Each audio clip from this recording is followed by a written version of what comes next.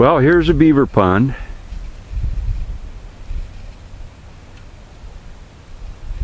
And you can see they've killed 3, 4, 5 acres worth of trees. Okay, and what they do is once they get the stream itself dammed up, they just start moving along wherever it leaks and try to fill that up, so that spreads your beaver pond as far as they can possibly get it spread it, so that they can have water. You know, they can be underwater and still go out foraging and just move the water to where they want to forage. Okay, sounds kind of cute, doesn't it? Okay, however, if you're trying to grow woods, it's not really all that cute. So let's just take a little walk here into what's supposed to be our woods here, and almost was again. We had 10 years without beavers, and now they're back. So again, this is supposed to be our woods, and just about there is where we have walnut trees. They're into black ash primarily right now, but not anymore. I mean, they've just about got all the black ash chewed up, and as you just, you know, look over there, you just see more stumps. You know, here's about a 15-footer, 4 or 5 inch tree at the base, and they just dropped it, and they apparently use the branches for winter food, and then leave what they don't need. Of course, as they build their dam, they dam stuff up, and now you have swamps where you didn't used to have swamps. There's an old manure spreader. I should take that in for the steel, I suppose. But you know, it's just look at the logs laying there, and they just chop everything down, and they'll get all this stuff here if I don't do something about it. Cute? Haha, not so much. At any rate, that's the Beaver Dam. Okay, here's another view of the dam, and right in front of us here, I pulled this part of the dam out. There must have been 100 gallons a minute flowing right out of that hole, and I made another hole about 20 feet away, and that was last night about 5, 6 p.m. and they filled that all in. Anyway, I'm gonna work on them a little more here. If you see, there's their lodge. There's the lodge. And the idea that we want to use is to get the dam level below the lodge so that they'll leave. So now they dammed all this up, and that dam is about 4 feet high, and at the low end. Now down below the dam, you see there's more water piled up because they've built a secondary dam, and I don't know why they do that. Maybe that's to start making a home for the next brood, but they built a secondary dam. And so I also right about the center of this picture poked a hole or a couple of holes in that one last night and had a really good flow of water going, but they patched that up too. So now today I'm going to go and knock out the dam in a couple of places. They tend not to work during the daytime, especially if they're slightly disturbed. They don't want to be spotted. So I'm going to pull these dams out, and then I'll come back this afternoon and see if they've worked on them again. And if I do spot them, I drove the trackster up here today. I don't know if you can see the trackster there in the through the woods, but just barely see it there. But at any rate, maybe I should walk up with some kind of a shooting implement later on. Now I've walked about 150 feet from the dam down the creek. This was like empty yesterday, so a lot of water did flow, and I don't know if you can hear it, but there still is some water flowing, so there's still a leak someplace, which is great for me.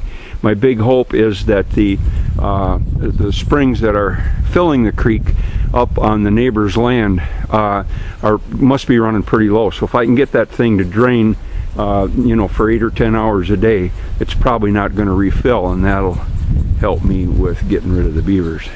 Anyway, what I wanted to say is I'm about 100 feet from where they've been working, and guess what?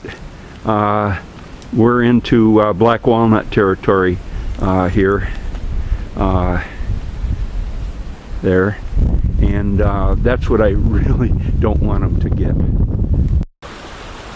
Okay, I don't know how well you can see that, but there's one hole that I made in the dam, and then a few feet further on there's another hole, and they're both running pretty good, and you can't see it right now. We'll go there in a minute, but now I'm going to drain the this level pond, and we'll go and take a look there. Okay, now here's the water flowing out of the secondary dam.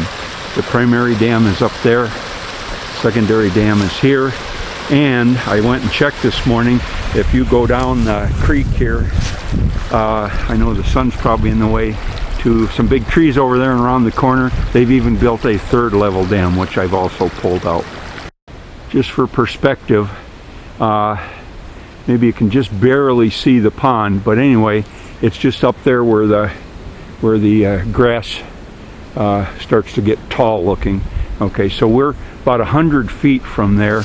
There's the creek would be, and right here now is where we start having walnut trees in this area.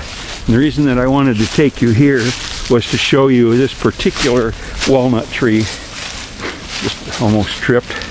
You see this stump, okay? So we look around this stump, and look at here. I mean, it's like somebody has absolutely just piled them here. I mean, they're all around this stump. I mean, they're just hundreds and hundreds of them. As I walk around the stump, they're just hundreds and hundreds of nuts. Just, you know, somebody's stash. But I don't know who would put them all here, and not bury them or anything, but there's certainly a lot of nuts. And of course, as I'm walking around here with the camera, even, I mean, I'm walking on them by the ton too. So there's a lot of walnuts here. And of course, I'm interested in protecting the walnut trees, which are hard enough to protect. There's one that's somebody broke open right in half, and the nut meat is gone. But the last thing I want to do is to have the beavers killing our walnut trees like they're killing everything else. They're supposed to like just soft woods, but you can see there they've been eating black ash. The last time we had an infestation, they ate their share of red oak saplings. They'll eat anything or cut down anything when they want to. Well, this is sort of a trackster eye view of the main pond here.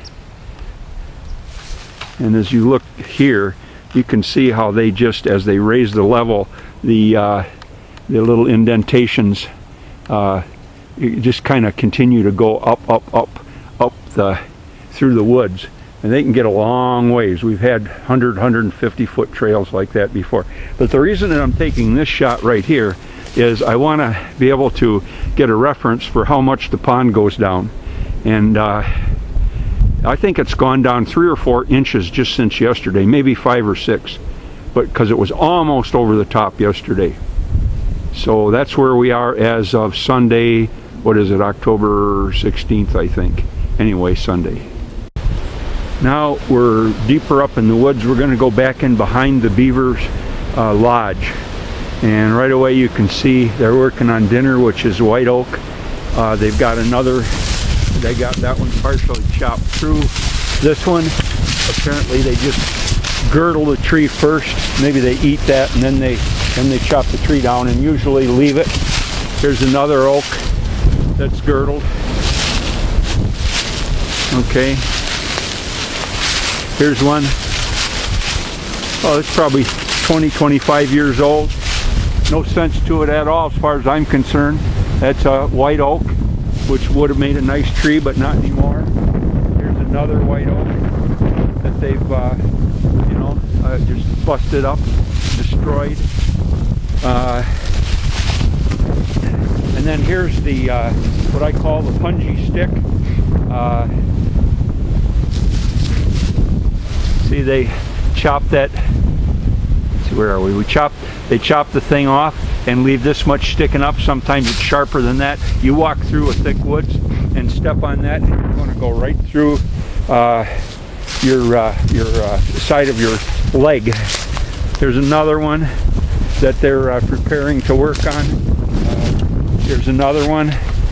Here's one they dropped. You know, the stump is all discolored, so that's probably a year or two ago. And they did nothing with the tree. They just dropped it, and there it is. Well, here's the next thing they do. We're 100 feet or two from the pond itself, and they've raised the water enough so they've got this kind of a little path that they can follow. And there's a nice big tree dropped in that, and then so they can be underwater or in the water for a quick getaway no matter what else is going on. See, so, and that opens up then into the main pond. Well, here's the lodge. You see across the pond, I hope. And that big tree in the background is where I made the cuts. There's one cut just to the left of it, and another cut, and it's kind of hard to see, a little bit to the right. But anyway, here's the lodge. And it's interesting that they built that so close to the, as I started to say, it's interesting that they built it so close to the actual ground. Usually they're kind of out in the middle, I guess. But, you know, this thing is pretty good size. It isn't a terribly big one. But I certainly haven't been up here often enough. So this has got to go. So they have underground entrances, probably right there in that little cove, if you will. That's right there. I wouldn't be surprised, or under those two big logs. But see, they just keep going and going and damming, you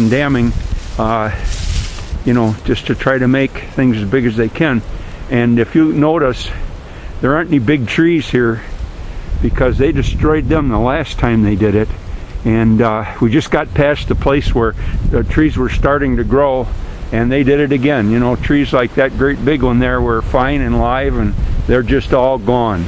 And then obviously, as you can also see, the wild buckthorn is moving in. Edge for it to start from.